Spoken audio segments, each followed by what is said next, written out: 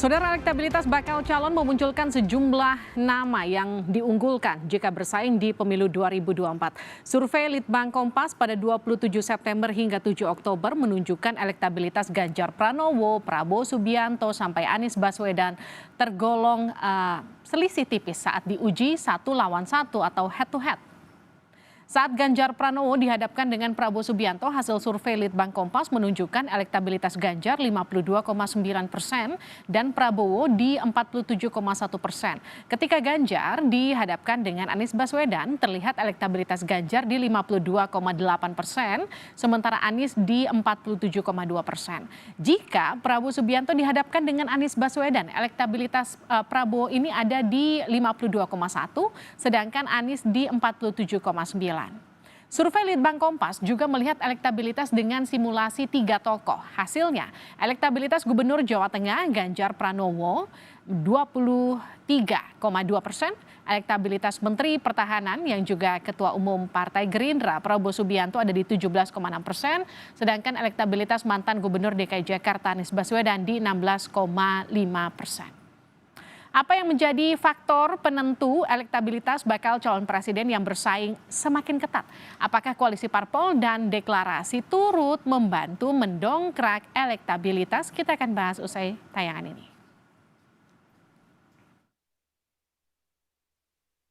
Satu tahun menjelang pendaftaran peserta pemilihan presiden 2024, belum ada tokoh bakal calon presiden yang elektabilitasnya dominan.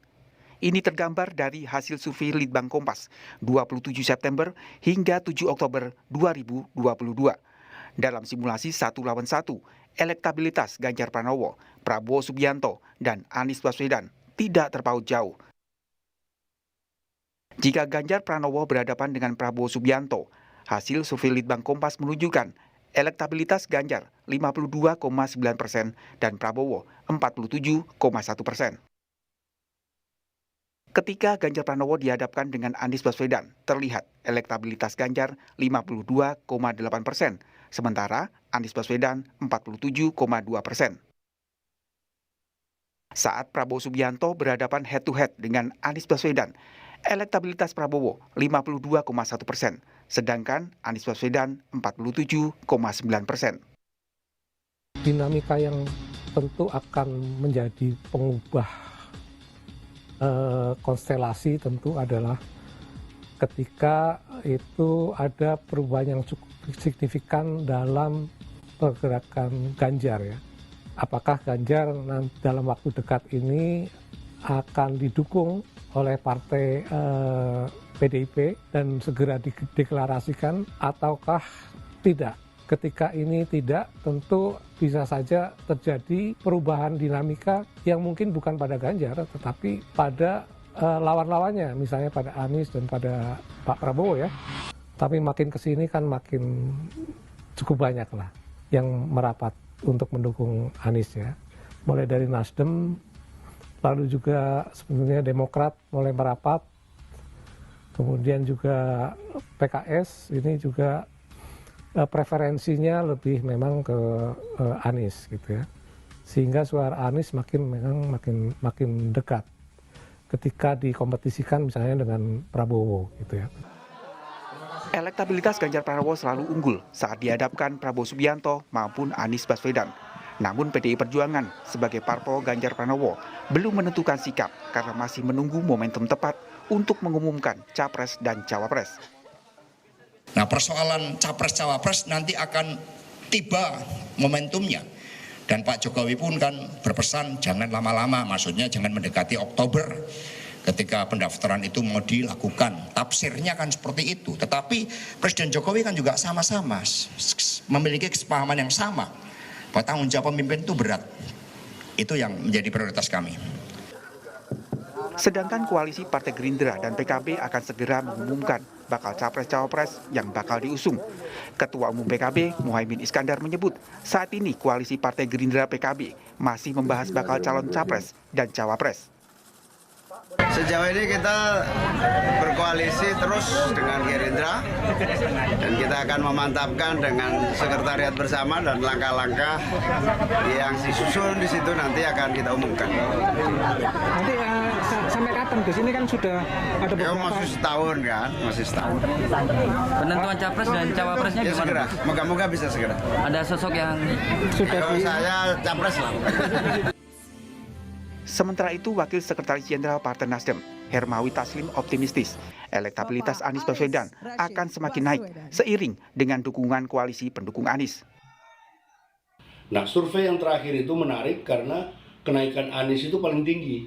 4% kenaikan Anies, 1% kenaikan Ganjar, dan Prabowo turun 7%. Jadi ke depan kami optimis karena pertama Anies sudah purna tugas sebagai gubernur, dia akan lebih banyak menyapa rakyat. Yang kedua, koalisi kami akan segera terbentuk. Saat menghadiri hari ulang tahun Golkar, Presiden Joko Widodo mengingatkan partai politik agar tidak sembarangan menentukan bakal capres dan cawapres. Namun, Presiden Jokowi juga berpesan parpol tidak terlalu lama-lama dalam mengumumkan bakal capres dan cawapres. Tim Liputan Kompas TV. Seberapa besar pengaruh deklarasi bakal capres akan mampu mendongkrak elektabilitas? Kita akan berbincang dengan politisi PDI Perjuangan Deddy Sitorus. Bang Deddy, apa kabar? Kabar baik, Livi. Selamat sore buat teman-teman semua, Mas Toto, Mas Herzaki. Ya, kita juga akan sapa Kepala Badan Komunikasi Strategis Partai Demokrat, Herzaki Mahendra Putra. Mas Zaki, sehat ya? Ya, alhamdulillah sehat. Selamat malam Mbak Livi, Mas Toto, Mas Deddy. Ya, kita juga akan sapa peneliti senior Litbang Kompas Toto Suryaning Tias. Mas Toto, selamat malam. Selamat malam Mas Deddy, Mas Zaki. Saya ke Mas Toto dulu nih. Mas Toto, seberapa penting deklarasi capres ini untuk mendongkrak elektabilitas? Kalau dari sudut pandang angka, tidak terlalu penting. Itu kan dari sudut pandang non-angka ya, jadi kualitatif. Kalau dari sudut pandang angka, yang kita bisa cek di sini, angka-angkanya belum ada yang dominan. Jadi ketika ditanyakan dengan top of mind, kemudian disimulasi dengan 4 calon, kemudian disimulasi dengan 3 calon, apalagi 2 calon, itu angka-angka yang diraih itu semakin mendekat. Jadi masih ketika semakin kandidatnya semakin sedikit, itu simpangannya semakin didekati. Dalam arti calon-calon itu angkanya mendekat. Misalnya begini ya, ketika dihadapkan Ganjar terhadap Anies, itu simpangannya hanya sekitar 5,6%. Untuk Oktober ya. Kemudian Ganjar terhadap Prabowo 5,8% dan Anies terhadap Prabowo 4,2%. Nah, ini selisih angka 5,6, 5,8, 4,2 ini relatif masih kompetitif. Memang ketika kita melihat top of mind, apalagi simulasi dengan misalnya 4 calon dan 3 calon, memang selisihnya cukup besar. Tetapi ketika dihadapkan dengan 2 calon, ini memang relatif masih berimbang. Nah, disitulah maka kita belum bisa memastikan bahwa apakah sebuah deklarasi atau sebuah dukungan yang real dari kandidat itu akan menaikkan. Karena sejauh yang kita tangkap misalnya seperti Pak Prabowo misalnya, di dalam angka kan tidak terbukti. Ketika deklarasi ternyata yang naik Gerindranya, Pak Prabowo-nya justru turun. Demikian juga untuk kasus Nasdem. Ternyata Nasdemnya hanya naik 0,2, sementara Pak Aniesnya naik tinggi. Sehingga memang dari segi angka ini memang tidak terlalu bisa menjelaskan pada saat ini. Kira-kira demikian. Oke, artinya kalau misalnya saya lihat dari judul di laman harian Kompas, Ganjar di puncak, Anies menanjak. Apakah kemudian kalimat Anies menanjak dan juga kalau kita sambungkan dengan hasil survei Litbang Kompas yang memang di sana juga kita bisa lihat surveinya Pak Ganjar sedikit stagnan, sementara Pak Anies perlahan tapi pasti sedikit demi sedikit terus menaik begitu. Apakah ini juga ada korelasinya dengan deklarasi Nasdem terhadap Anies? Saya rasa ada, tetapi masih sedikit karena kebetulan secara teknis survei kami kan berakhir kira-kira 3 hari setelah deklarasi Pak Anies oleh Nasdem, sehingga saya sih meyakini bahwa itu belum tersosialisasi di responden ketika data ini kami ambil. Nah, mungkin akan berbeda ketika misalnya nanti akan dilakukan taruhlah 3 bulan lagi ketika tersosialisasi lebih luas bahwa Pak Anies ini dicalonkan oleh Nasdem. Oke, saya ke Bang Deddy. Bang Deddy, kalau judulnya tadi saya ulang lagi, Ganjar di puncak, Anies menanjak. Ini punya kader yang udah ada di puncak sejumlah lembaga survei loh, nggak cuma Litbang Kompas. Tapi apa yang bikin PDI Perjuangan masih nunggu aja belum deklarasi juga sampai sekarang? Saya pertama harus sampaikan bahwa PDI Perjuangan tidak pernah terburu-buru mencalonkan seorang presiden. Jangankan seorang presiden, yang namanya bupati, wali kota, gubernur pun kita tidak pernah dalam sejarahnya terburu-buru. Kita selalu memang membiarkan setiap calon itu. Ibu Megawati selalu membiarkan setiap calon itu bergerak dan melihat untuk mendalami sebenarnya karakter dari para kandidat itu, kepala daerah maupun calon presiden.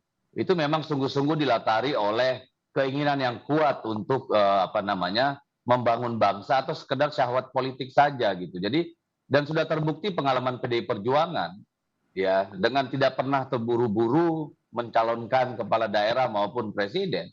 Itu membuktikan bahwa kita bisa menang 2 kali Pilpres, kita memenangkan banyak pemilihan kepala daerah. Ya, kepala daerah kita itu lebih dari 246. Ya, jadi saya kira itu memang sudah menjadi fatsun PDI Perjuangan bahwa kita tidak pernah gerasa gerusu gitu ya, terlalu kepagian mengusung calon. Karena apa? PDI Perjuangan itu menempatkan pemilu sebagai sebuah kontestasi yang dimana basis kekuatannya adalah partai. Nah, ketika partai solid dan kuat gitu ya, lalu ada kehendak yang kuat juga dari masyarakat, ditambah calon yang memang kemudian terbukti tangguh dan punya keinginan yang sangat kuat, rekam jejak yang baik, pada akhirnya itu semua akan memberikan hasil yang baik. Jadi kita tidak pernah dan bukan baru kali ini itu mencalonkan seorang pemimpin itu pada waktu yang kita anggap tepat. Tapi artinya gini, seperti yang disampaikan Bang Deddy, menunggu deklarasi capres dari PDI Perjuangan bukan karena tidak ingin tergesa-gesa atau bukan karena menunggu elektabilitas dari Mbak Puan naik dulu baru kemudian diputuskan? Itu kan makanya dari awal saya sampaikan bagaimana sejarahnya, bagaimana kondisi kejiwaan PDI Perjuangan dalam memutuskan seorang calon. Tidak ada hubungannya dengan apakah Ibu Puan harus naik elektabilitas kesempatan, tidak. Tadi saya sudah sampaikan, jangankan presiden, yang namanya wali kota, bupati, gubernur, kita nggak pernah buru-buru kok. Nah, kenapa sekarang kita disuruh buru-buru gitu? Padahal seperti yang disampaikan Ibu Megawati, beliau lebih concern bagaimana menjaga soliditas pemerintahan ini, menghadapi persoalan pandemi, menghadapi potensi krisis ekonomi yang akan dialami oleh dunia pada tahun yang akan datang, masalah soal kondisi pangan rakyat kita, ini semua memerlukan konsentrasi pemikiran, dan PDI Perjuangan itu memutuskan Ibu Megawati tidak saja karena kebiasaan yang tidak terburu-buru, tetapi mewakafkan PDI Perjuangan untuk selalu berada di belakang pemerintahan hingga pemerintahan ini bisa berjalan dengan baik.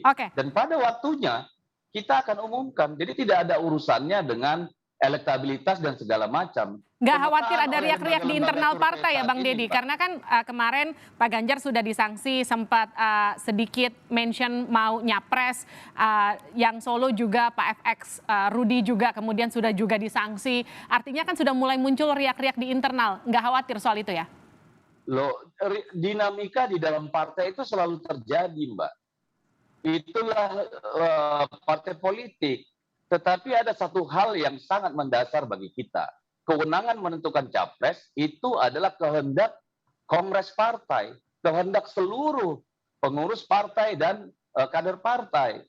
Oleh karena itu harus dihormati. Lalu kenapa yang beberapa kelompok itu atau orang itu diberikan sanksi? Karena harus menghormati keputusan kongres itu. Jadi tidak karena hal-hal yang lain gitu loh.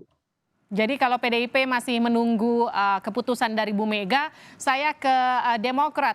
Mas Zaky, jadi Demokrat sudah pasti akan bergabung sama Nasdem?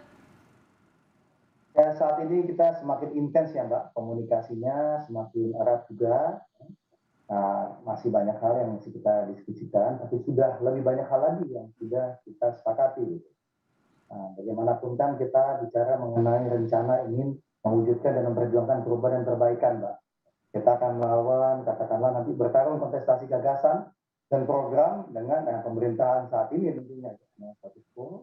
Oke. Ya, tapi kita harus menyiapkan benar-benar ini gitu, semuanya gitu. Harus disiapkan benar-benar semuanya. Suaranya Mas Zaky agak kecil kami terima di sini.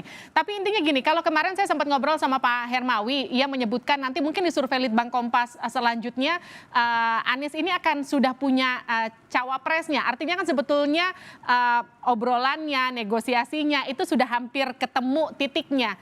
Ini dengan AHY bukan?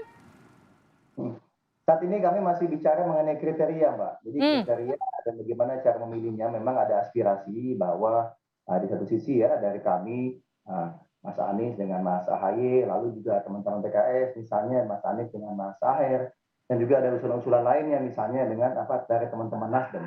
Bagaimanapun inilah indahnya koalisi perubahan, Mbak. Kami saling setara, saling sejajar, saling menghormati proses di internal masing-masing. Ya ini.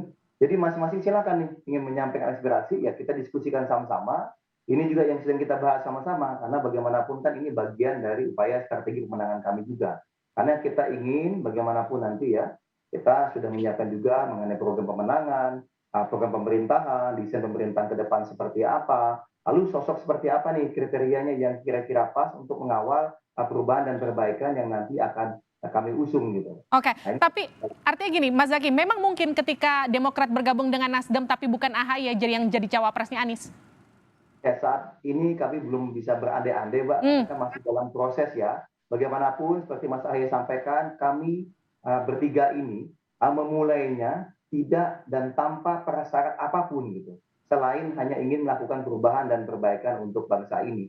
Karena itulah diskusi terus berjalan hampir setiap minggu sudah beberapa bulan ini. Karena kami ingin benar-benar mempersiapkan agar semuanya bisa optimal jika nanti koalisi ini kami umumkan kepada publik gitu loh, Mbak. Jadi udah tinggal bergerak maju saja, sudah tidak ada lagi istilahnya bicara lagi ke belakang atau masih berdiskusi, tapi langsung fokus kerja langsung menyentuh kepada rakyat gitu, Mbak, menuju ke 2024. Oke, ini nampaknya dua-duanya masih wait and see nih, Mas Toto. Ini kira-kira apakah akan berpengaruh pada survei Litbang Kompas selanjutnya? Bagaimana kita membaca elektabilitas pergerakan pada capres? Ya ini kan lumrah ya. Jadi memang kita juga melihat situasinya kan tidak semuanya linear ya. Jadi ketika seorang calon itu dideklarasikan, bagaimana mempertahankan calon saja sudah repot ya elektabilitasnya. Belum lagi nanti parpolnya harus masih mencari koalisi. Tapi memang kalau dari pasangan-pasangan calon presiden yang kami coba simulasikan, ditanyakan, memang kelihatan bahwa belum terlalu dominan keunggulannya. Jadi lagi-lagi mirip seperti komposisi ketika kita tanyakan siapa calon presiden yang dinilai paling layak. Ketika dipasangkan dengan nama-nama capres, itu juga memang ada yang unggul sudah pasti, tetapi itu tidak dominan dan tidak konsisten di seluruh pasangan. Jadi dari situ memang kelihatan bahwa 3 kandidat yang sekarang menjadi top 3 itu memang masih sangat berpeluang untuk saling mengungguli satu dengan yang lain. Kita harus ingat bahwa di Januari 2002 ini elektabilitasnya Pak Prabowo itu sangat tinggi. Lalu tiba-tiba meluncur di bulan Oktober ini hanya dalam waktu 10 bulan. Jadi memang masih banyak hal yang harus dikerjakan di tingkat kandidasi supaya para calon kandidat yang mau dicalonkan oleh partai ini elektabilitasnya lebih mapan. Artinya kira-kira kesimpulannya gini, deklarasi nggak deklarasi nggak gitu pengaruh terhadap elektabilitas para capres sejauh ini ya, paling nggak di hasil survei di bulan Oktober, kira-kira gitu ya Mas Toto ya? Itu terbukti di Pak Prabowo. Oke. Jadi Pak Prabowo ini kan turun jauh sekali ya, melebihi simpangannya kan 2,8. Biasanya kan supaya aman kan dikalikan 2, 5,6. Itu melebihi 5,6. Jadi itu betul-betul signifikan turunnya. Kalau kita cari di angka, memang ada indikasi bahwa kenaikan Pak Anies ini mengurangi elektabilitasnya Pak Prabowo karena basis masanya irisannya cukup besar gitu. Jadi Nanti kalau kita hubungkan dengan cawapres itu juga demikian. Baik. Ketika dikomparasikan ternyata beberapa cawapres itu irisan pemilihnya atau istilahnya satu belanga ya, masih satu belanga, satu wadah dengan capres atau cawapres yang lain, sehingga ketika itu diajukan justru tidak menambah secara signifikan elektabilitasnya. Oke, politik itu cair. Kita tunggu nanti kejutan apa yang akan hadir dari PD Perjuangan dan juga Partai Demokrat. Nanti juga kita akan lanjutkan perbincangannya di kesempatan selanjutnya. Terima kasih Mas Zaky, terima kasih Bung Deddy, terima kasih juga Mas Toto telah bergabung bersama kami.